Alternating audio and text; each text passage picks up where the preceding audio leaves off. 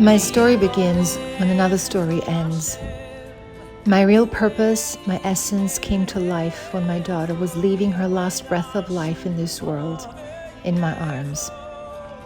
As I looked above and asked Hashem to give me strength, at that exact moment I felt a surge of power within me.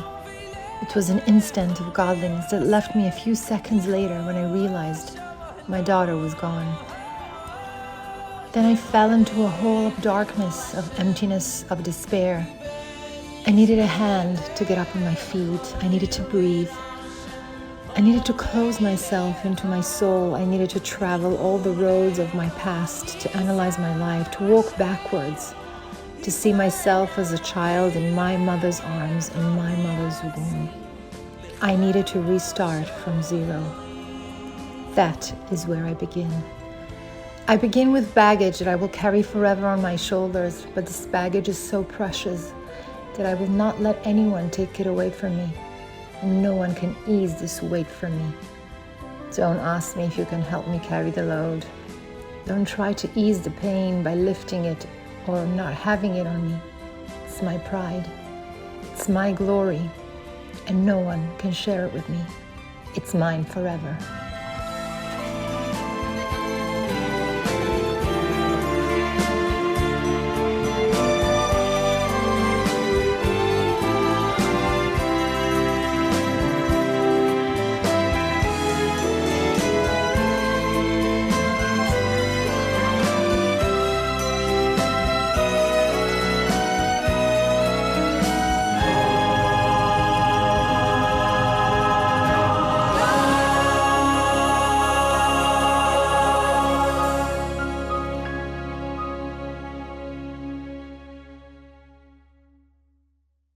I want to tell you my story, and I want to take you with me.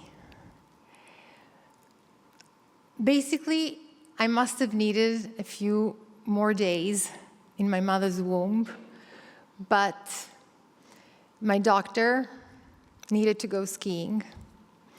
I was born in Italy, so, Italians are very strict about their vacations, and I was supposed to be born on Christmas time.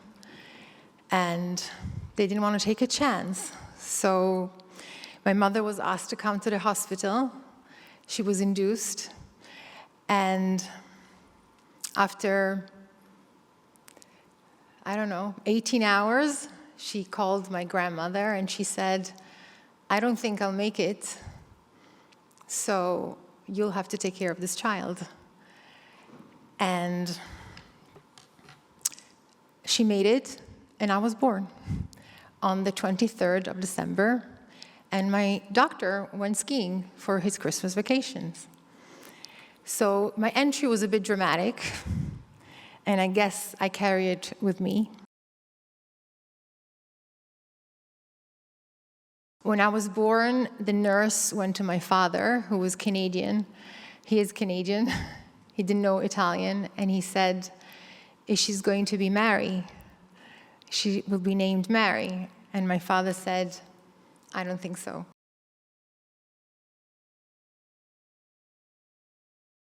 I was born in a beautiful family. My grandparents were the main supporters of Chabad in Italy. Thanks to them, they brought the shluchim, the Gorelics, to Italy. They were the main supporters. They were traditional, but they needed someone to take care of the Jews in Milan after the war. They were very close to the Rebbe. So basically, I had the best childhood, the best of both worlds. I was the first grandchild of the wealthy man in town, and I was raised with the kids of the shluchim. They were like my family. If I close my eyes, I see long white curtains waving in the big double room where I slept in my grandparents' home. My housekeeper, Rita, waking me up for breakfast. There was always some excitement in this big house. Always something happening, a bar mitzvah, an engagement. Everything that was happening in the Jewish community in Milan had its roots in my grandparents' home. There were always flowers being sent, cakes, pizza. There were always people in and out of the house. My grandfather would sit in his office by the garden, smoking his cigar, distributing money to everybody that would come to ask. I loved hugging my grandfather and sinking my head in his wide shoulders. He smelled of Givenchy and cigar. To this day, I search for this combination and I can't find it. His smell is inside my heart. I had the best childhood. Even though I was an overweight child, with a very skinny sister right after me. My dad worked in my parents' business, furs. I grew up seeing models, furs, getting ready for the big shows. I thought we were the royal family. I remember asking my mother, how will I get married one day? And my mother said, don't worry, they'll find you. Find me? Who's going to find me in Milan? Who knows where Milan is? There were no Jewish boys. I was 15. My life seemed perfect, not a war in the world. My grandparents will be there forever. Their house will be my house forever, and time will not change a thing. But it did. At the age of 15, I was sent to London Lubavitch school. My Chabad in school in Milan had no more classes. My parents didn't want to take a chance on me. So they sent me to Stamford Hill, a little bit different than Milan. The London Chabad school had my great aunt's name, the Ruth Lanzer Lubavitch School. I was sent to a family, and I was sleeping at the top floor of this house in Stamford Hill, and I hated it. I missed my home. I missed my parents. In school, they thought I came from a different planet. I spoke a different language. I didn't understand how they spoke. I didn't understand English. I wanted pasta, and they had Marmite. From that home, I was sent to another home. It was Mrs. Levine's house, a widow who lived with her granddaughter from America. We had the same name. She was Dasi, I was Hadassah. We were the same age and the same class. I entered a house on Paget Road. A feisty woman received me. She showed me my room with orange curtains, but I liked it. My new friend, Dasi, was totally different from me. She was a genius. She was amazing in math. She was amazing in sichas, in Yiddish, and she loved Michael Jackson. I was 179 and weighed meters, I don't know, it's in America, and weighed 85 kilos. Dasi was 156, weighed 45 kilos. We shared a name, we shared a grandmother now, and we shared a home. One night, Mrs. Levine wakes me up at 11 p.m. and she tells me, come to the bathroom. I said, oh, Lord, where have I landed? She tells me, you must come to the bathroom. I said, what's going on here? I'm sleeping. She said, I need you to do me a favor. The houses here are very frail. I put on the washing machine, and it's going on spinning now. But Dasi is too skinny. You got to sit on the washing machine. So that was my evening session, brushing my teeth and sitting on the spinning washing machine so the house wouldn't fall apart. London was hard, but in the end, when I look back, there were amazing years. I had amazing teachers, Rabbi Lou, Rabbi Vogel, Dr. Lowenthal, and some of my best friends are from London. So when sometimes you have difficult beginnings, it only gets better. I asked my parents when I came back from London, I want to go to film school or journalism. They said, go to SEM and we'll talk about it. Finish school. I did. I went to Israel. I was sent to Bet Hana in Yerushalayim, and I hated it. I didn't have this whole falling in love with Israel, my land, nothing. I thought it was a backward country. There were jukim, like we call them. It was hot, and I didn't like the Israeli mentality. But I did it. I came back after SEM. I'm 17. I asked my parents, do you remember when I asked you how I will get married? And my parents said, don't worry, they'll find you. Okay. I started wandering from school to courses, interior design, and then I said, I want to go to filming school. I want to go to journalism. And my parents said, get married, he'll take care of you. Well, it wasn't so easy for me. My sister right below me, after me, fell in love when she was 19 with a 23-year-old Italian Sephardi guy, and she got married. I started working for Lehman Brothers. It doesn't exist anymore. Corporate events. I didn't even know what investment banking means. I got in from a back door. I was petrified. I was assistant of the CEO. I would come every day to office and put my chitas on my desk and just look at it the whole day. Protect me, please. I'm dying here. I don't know what's going on. They learned to appreciate me when they asked me to go to their restaurants and eat with them, because it's a must. We all eat together. I said, you come with me. Come, we'll have falafel. They loved it. Wow, what is this thing? It's delicious. That's when I learned that when you keep firm and do your thing the way it's supposed to be, people learn to respect you. That was my first lesson. My friends started to get married. I started flying around, shidduchim, parties. But I wasn't. I started becoming, what's wrong with her? You know, in the system. Why is she not getting married? She'll never find what she wants. She needs a tall guy, difficult, Chabad, but a little modern. She'll never find it. When I was 27 already, which was pretty late, now it's not anymore. We went to Israel. I told my parents, this is the last guy I'm going out. I don't care. I'm going to marry him. I don't care. I'll do it for you. I saw them suffering, literally were suffering. I had 2 sisters now getting married before me, younger. I think that looking back, this big sacrifice, I thought, of getting married just for them, well, he didn't want me. Guess what? I get a call that there's a guy called Hadassah Chen.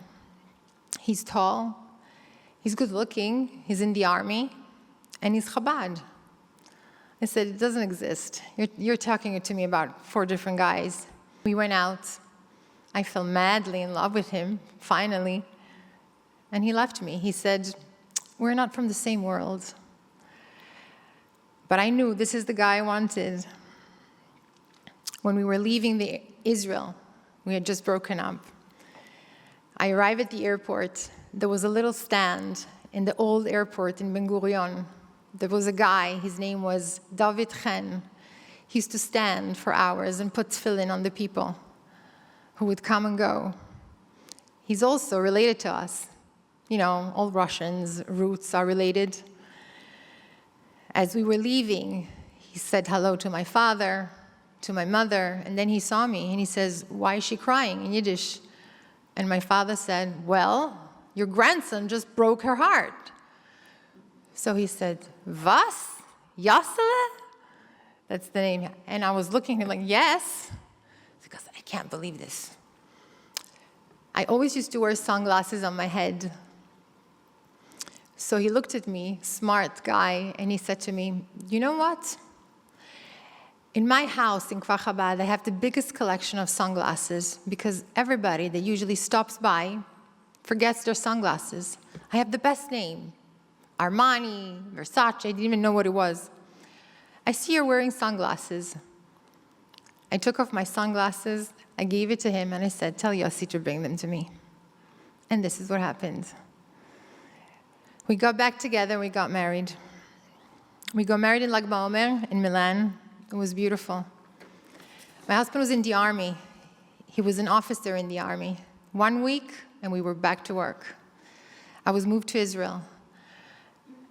The Israel that I hated so much. Suddenly, I'm just a newlywed, full of love, waiting for my husband to come home at night, learning how to get out of bed without touching the gun that we used to have under the bed. I had one daughter, we named her Elka.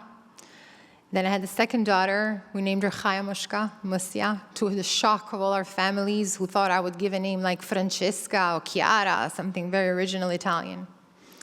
And then we had a third daughter. Her name was Navi. And I cried.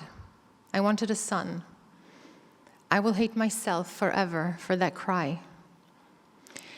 When Navi was 16 months, I took her to the doctor because she seemed pale. Everybody was telling me, she looks so pale. I had a very busy day that day, and I had a wedding that night. So as the doctor was visiting her, I wasn't even looking. Suddenly, the doctor looked at me, and she said, I want you to go to Shari Tzedek Emergency Hospital. I said, why? She said, just go. From her eyes, I understood something was happening. I picked up my daughter, and I drove to Shari Tzedek. I canceled everything, carpools, everything. My husband was in Tel Aviv in the army base. I was taken from one doctor to another sonogram to a test. Nobody was talking to me. Nobody was telling me anything. I hardly knew well Hebrew. And then I was placed into a room by myself, and they told me, wait here. A doctor walks in, a young guy, I will never forget his face, with a little kippah. And you know, in Israel, they're pretty direct, you know? And he looked at me and he said, La bat shelach, to your daughter, yesh la gush. I didn't know what gush means. I said, what is it? He said, tumor. I said, what? It's impossible. She's 16 months. He said, it's called neuroblastoma. Call your husband and tell him to come here. My husband came from Tel Aviv. We were waiting for him. He saw me from far, and he understood something serious was going on. We hugged all together with my daughter, and he told me, I never want to see you cry in front of her, ever. We were brought to the hospital, Hadassah Chen, the day after. I was brought to one of the toughest floors in the hospital, I guess, which is oncology children. From my fairy tale life, suddenly, bam, reality. I was given a tour, and I was seeing kids with gray skin, with no hair. And I looked at them and I said, this is not real. My daughter's not going to be like that. I know it. My daughter's going to leave soon, I know. And at the end of this whole tour, a guy looked at me with a long beard, and he said, you're new here, right? I said, yes. He goes, yeah, I can see. He showed me his daughter, who looked terrible, and she said, meet my daughter, Rivka. She has neuroblastoma. And I fainted. When they woke me up, they looked at me, and my husband said, either we make it or we make it. We have to be strong, and we have to be united. I'm telling you this because we all go through tough things. I'm not the only one, and I'm sure there's worse things you can go through. But in that moment, these are the moments that give you the strength to understand that you have to face something, and you have to take your responsibility. And I said, I'm going to fight this until the end. I don't care. And every day from that day, I went to the hospital with makeup, with smiling. Thank God I had the luck to have my parents next to me who came, who helped me. My mother basically moved into my house. I had 2 other kids at home. I had my in-laws who helped me a lot. I was surrounded by incredible staff. My life became the hospital. We moved for 1 year in Hadassah Chen. And also things that you don't see in the media. Arabs, Jews in Israel in the hospital, we became all the same. We were exactly the same.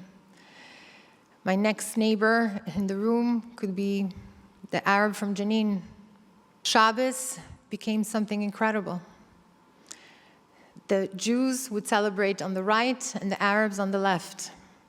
I started becoming friendly with people from Me'asharim who had 10 children and one was sick.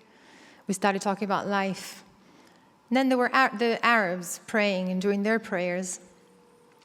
But we would be all together suddenly, all talking, all sharing the same hope, the same dreams. And at night, when we would go to sleep, in Israel you don't have the privacy of having private rooms. There were curtains separating our beds, and I could hear in the middle of the night parents talking to their children, a husband to the wife. Do we have enough money to buy food for Shabbos? Can you defreeze some chicken from last week? Because when a child gets sick, everything stops. The husband doesn't work. There were 9, 10, 7 kids home in the other families, and I would listen to their conversation at night. I was lucky. I was surrounded by everything I needed. My only focus was Navi. Navi was strong. She was courageous. She would hold herself not to cry. She would just tell me, Mama, po, to sit next to her. We went through a surgery. We thought she was okay. She's over it. And then on Sukkot, she had a relapse. And we understood that it was bad. Navi passed away exactly a year later after she was diagnosed with neuroblastoma on the first night of Hanukkah. Her initials, Navarot, make the word ner, which is candle. That's when I decided that I'm going to be and carry that candle on for her. She was my candle, my light, and I'm going to continue. In fact, when Navi left, she left such a light that I just couldn't stop staring at it. It was in front of my face. We started a foundation to help families with sick children, remembering those stories and conversation I would hear at night of parents not having money to buy, not toys for their child, diapers. We wanted to help other families in her name. And every time a case was presented to us, I was happy. And I was going to these families and thank them. They were thanking me, and I was thanking them to give me the opportunity to do something in the name of Navi. But you know what? Do you remember that I wanted to do journalism? I thought to myself, I'm not going to let this destroy my life, end it.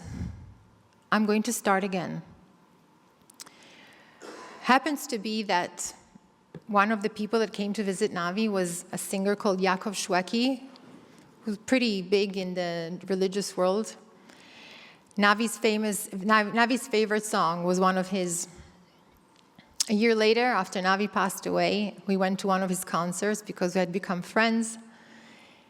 And I said to him, you know, as he was going on stage, I said to him, that last video clip that came out, it was horrible. He looked at me and he said, you're knocking on an open door. I'm going on stage and I'm singing my new song. Send me a script and we see we can work together. Navi was starting to spread her light, her magic. Things were suddenly happening around me. I found myself suddenly making my dreams come true. I'm directing a music video. I have a staff, all men, When they say that Jewish women, religious women can't work in a man's world, believe me, they were all listening to me like little ducks. And I had another baby right after, which was the best thing, our best solution, Sarah. And I was working. And a Haredi singer was totally trusting a woman to take over and direct his music video. My journey with Navi, I started writing. I didn't go to psychology. I think I saved a lot of money to my husband, and my father. And I realized that people liked the way I write, and people were helping me also with their response. It was a give and take. I started writing for the Jerusalem Post. I thought, here again, Navi's magic. But my dream was journalism. I had missed a few boats. I was already, a woman, married with kids, having gone through quite a tough experience. I decided that I was going to make my own talk show. I rented a studio. I didn't know where I was going to get the money from. And I had Rabbi Zippel, who happens to be my uncle, as my first guest. And I had no idea how I was going to be on camera, what questions I'm going to ask. I had my niece's wedding a few hours later. I said, I'm doing it. I'm telling you this because when they tell you go out of your comfort zone, that's when life begins. It's so true. I did something totally out of my comfort zone. We were sitting in a studio 3 hours before a wedding, and I'm asking him questions. The camera goes on, and I have no idea what I'm doing, but I'm loving it. 3 weeks later, my daughter walks into my room, and she said, Ma, you're on TikTok. I didn't even know what TikTok was then. The video got almost 1 million views. He became instantly famous. I said, you're going to come to Israel. People are going to run after you. And people started also recognizing me. I couldn't believe it. My show got picked up by Arutz Sheva in Israel. They asked me to come and host a show for their channel. I walked into the studio the first day. Nobody was looking at me. They were just telling me, go ahead, start. I see my name, Real Talk with Hadassah Chen, and I couldn't believe it. How did I get to this? Again, Navi's magic. Every step that I took was guided by Navi and by something else, someone else, the Rebbe. My last project that I was involved is making a video for the Rebbe's birthday for the Italian community. We traveled through Milan and Rome, and we asked people, personalities, businessmen, rabbis, who had some kind of contact with the Rebbe, to tell them their experience. I thought I grew up knowing the Rebbe. I thought my family knew the Rebbe. I know what I'm doing. I didn't. I wasn't prepared to the experience that I had to go through. I remember going with my crew to Rome, stopping in this big businessman's office, and him coming out and telling me, look, I really have 10 minutes, like, what do you want? And I thought to myself, how am I going to get him to talk about the Rebbe? And the moment he sat in front of me, and he said, just tell me the moment you met the Rebbe, they literally cried. Each one of them. 9 interviews. Each one of them cried in front of my camera. I couldn't believe it. I couldn't believe the power. It was mind-blowing. People who were not religious, shluchim, rabbis, celebrities. So I want to take you back to the moment 2 years before my daughter passed away. A very good friend of mine's daughter died. She lived two streets away from me in Jerusalem. She died in a car accident. Her mother's name is Hindel Swerdlov. At the shiva of her daughter, I went over to her. We were good friends. We are good friends. She came over to me and she said, look, through all the letters that I got of strength, I found this letter that it was written by the Rebbe, but it's to your family. It's to the Zippel family. That's my grandparents. Belongs to you. I looked at it. It's a letter that the Rebbe writes to my grandfather, who was sitting shiva for his sister or brother 30 years ago. I said, okay, very nice, but I'm not sitting shiva, so fine. I took it. 2 years later, my daughter passed away. Hindel came to me the first day of shiva with the same letter. And she said, I think you need it now. That's when I understood. Maybe 2 years ago was the preparation. I don't know. But that letter gave me strength every day of shiva. It gave me directions, what to do, what to think, and how to behave. That letter was written 30 years ago to my grandfather, but it was written for me. I know that. It was written for him, for sure. But the Rebbe knew that it was come to me.